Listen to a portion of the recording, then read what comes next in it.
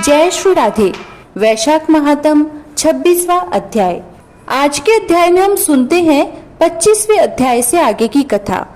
श्रुतिदेव जी कहने लगे कि शंख ऋषि और व्याध उसको इस प्रकार देखकर बड़े विस्मय से पूछने लगे कि तुम कौन हो और किस पाप से इस योनि को प्राप्त हुए, और अब किस शुभ कर्म से तुम्हारी बुद्धि शुद्ध हुई और अकस्मात ही तुम्हारी मुक्ति हो गई। शंख के इस प्रकार पूछने पर पृथ्वी पर दंडवत गिरकर सिर झुका और हाथ जोड़ कहने लगा कि मैं कुसिद मुनि का पुत्र रोचन नाम वाला प्रयागराज का ब्राह्मण था।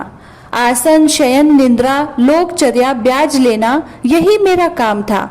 मेरी किसी के प्रति श्रद्धा नहीं थी। इसी तरह एक समय भगवान के प्रिय वैशाख मास में जयंत नाम का एक ब्राह्मण वहां आया और उस क्षेत्र में रहने वाले बहुत से हजारों स्त्री पुरुष उससे वैशाख मास की कथा सुनने लगे। सब लोग प्रातःकाल स्नान कर मन लगाकर उसकी कथा सुनते थे। मैं केवल कौतुक देखने के लिए उस सभा में जाया करता था। मैं सिर पर पगड़ी बांध पान चबाकर बड़े दंभ से वहां जाकर लोगों से इधर उधर की बातें करता और उनका मन कथा से हटाता था। उसी दोष के कारण मेरी बुद्धि नष्ट हो गई।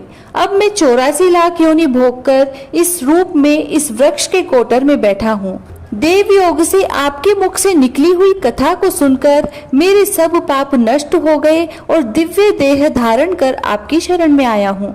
मैं नहीं जानता कि आप मेरे कौन से जन्म के बंधु हैं। मैंने तो कभी किसी का कोई उपकार नहीं किया।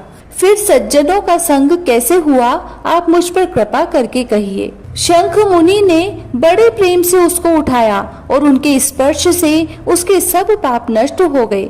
फिर उस दिव्य रूपधारी ब्राह्मण पर कृपा करके सब वृत्तांत कहने लगे कि हे ब्राह्मण, वैशाख मास और भगवान विष्णु का महात्म सुनने मात्र से तेरे सब पाप नष्ट हो गए। तू क्रम से अतिवाहिक लोगों को जाकर फिर दर्शान देश में ब्राह्मण के घर जन्म लेगा और वेद शर्मा नाम से प्रसिद्ध होकर सब विद्याओं में निपुण होगा।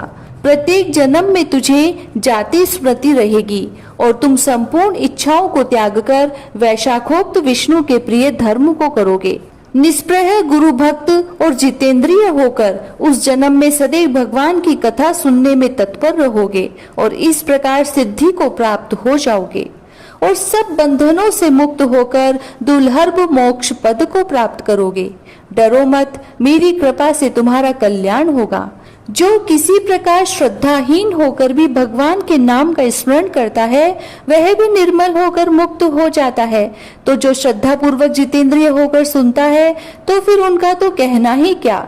जो कोई भक्ति से अथवा द्वेष से भी कथा आदि को कहते या सुनते हैं अथवा भगवान की उपासना करते हैं वे सभी मुक्त हो जाते हैं।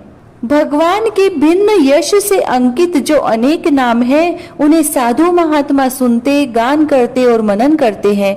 भगवान की ऐसी सेवा में न कष्ट उठाना पड़ता है न धन खर्च होता है। जिसके स्मरण मात्र से प्रकाशमय धाम मिलता है उस दयालु परमात्मा की शरण में हम जाते हैं।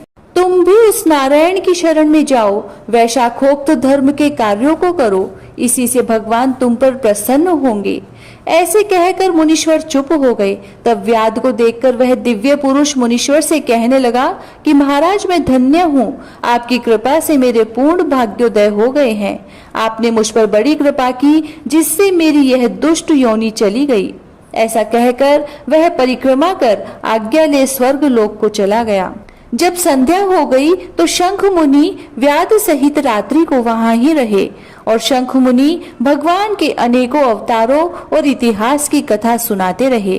प्रातः काल में ब्रह्म मुहूर्त में उठकर शौचादि क्रिया से निवृत्त होकर सूर्योदय से पहले ही स्नान कर संध्या बंदन और तर्पण आदि करके व्याध को बुला उसके सिर पर प्रोक्षण कर वेद से भी अधिक शुभदायक फल देने वाला राम 2 अक्षर का मंत्र जपने के लिए बताया। शंख कहने लगे कि हे व्याध, विष्णु का नाम अनेक पापों को दूर करने वाला है।